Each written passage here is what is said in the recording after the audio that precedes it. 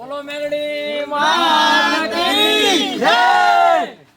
બગદાણા બબાલ પછી જયરાજ આહિરની ધરપકડ અને સૌથી પહેલી પ્રતિક્રિયા નવનીત બાલદિયાની સામે આવવી જોઈતી હતી, પણ એ પ્રતિક્રિયા ન આવી। બધા જ લોકોને પ્રશ્ન હતા કે નવનીતભાઈ ક્યાં જતા રહ્યા, જે ન્યાયની માંગણી સાથે નીકળ્યા હતા અને કહી રહ્યા હતા કે જયરાજ આહિરની ધરપકડ તો થવી જ જોઈએ। એ નવનીત બાલદિયા જેમ જ જયરાજ આહિરની ધરપકડ થઈ તરત માતાજીની માનતા પૂરી કરવા માટે ગયા।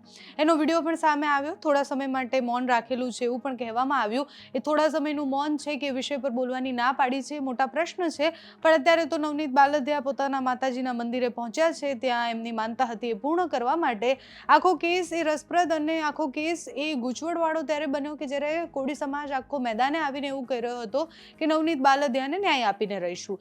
ન્યાય એટલે શું? જેટલા પણ આરોપી હતા એ બધા પકડાઈ જવા જોઈએ। જયરાજ આહિરનું નામ સામે આવ્યું અને પછી તપાસ થઈ અને બધાએ એવું કહ્યું કે જયરાજ આહિરની ધરપકડ નહીં થાય ત્યાં સુધી લડીશું। હવે જયરાજ આહિરની ધરપકડ પણ થઈ ગઈ છે।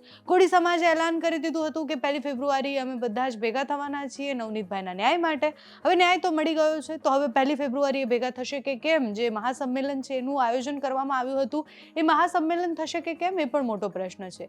નવનીત બાલદિયા અત્યાર સુધી જ્યાં સુધી જયરાજ આહિરની ધરપકડ પર કોઈ પ્રતિક્રિયા ન આપે ત્યાં સુધી આ પ્રશ્નો ત્યાંના ત્યાં જ રહેવાના છે। પણ આખો કેસ જે હતો એ સમાજ સુધી પહોંચ્યો, એટલે એક હુમલા ઉપરથી આખો કેસ સમાજ સુધી પહોંચ્યો। બગદાણા ટ્રસ્ટની બબાલથી લઈને બહુ જ બધા વિષયોના પર્દાફાશ આ કેસમાં પણ થયા। નવનીત બાલદિયા પર થયેલો હુમલો, જયરાજ આહિરનું નામ અને અત્યારે જ્યારે જયરાજ આહિરની ધરપકડ થઈ એના પછી પોલીસે જે વાત કરી, રેન્જ આઈજીએ પીસી કરી અને બધું જ સમજાવ્યું કે જેટલા પણ લોકોને પકડ્યા છે એમની ભૂમિકા શું હતી, જયરાજ આહિરની ભૂમિકા શું હતી, જયરાજ આહિરના એ આરોપીઓ સાથે વાતચીત થઈ હતી એવી વાત કરવામાં આવી। સાથે જ રેન્જ આઈજી એવું પણ કહ્યું કે જયરાજ આહિરને પહેલેથી જ નવનીત બાલદિયા સાથે કંઈક અનબન હશે, એના કારણે પણ ઉશ્કેરાઈને એમને આ કર્યું હોય કે કરાવડાયું હોય, એ બધી જ વાત કરવામાં આવી। હજી તો તપાસનો વિષય લાંબો ચાલવાનો છે, કારણ કે કોર્ટ સમક્ષ કાલે રજૂ કરવામાં આવશે।